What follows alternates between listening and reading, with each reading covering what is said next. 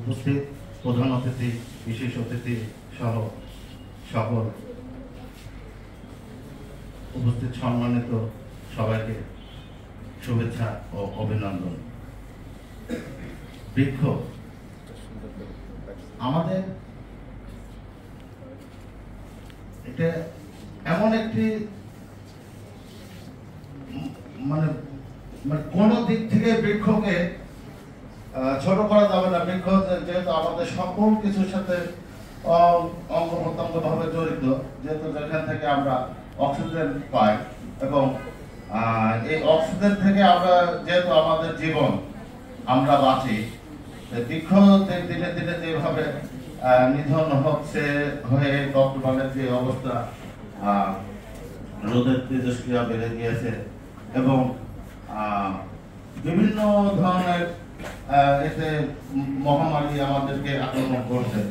বৃক্ষ না থাকার জন্য, বৃক্ষ কমে যাওয়ার জন্য আমাদের প্রাকৃতিক ভারসাম্য রক্ষা কমতে হচ্ছে, যেহেতু জীববৈচিত্র্য হুমকির সম্মুখীন। আজকে বড় বড় বৃক্ষ না থাকার জন্য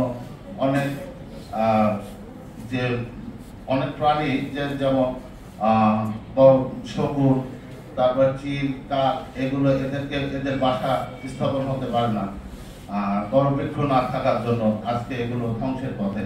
তাই সকলকে অনুরোধ করব, সবাই আমরা বেশি বেশি করে বৃক্ষ রোপণ করব এবং অক্সিজেনের যে আমাদের যে ঘাটতিটা, এই ঘাটতিটা এখন যদি আমরা পূরণ না করি, ভবিষ্যতে আমাদেরকে অক্সিজেনের সিলিন্ডার কাঁধে করে নিয়ে ঘুরে বেড়াতে হবে।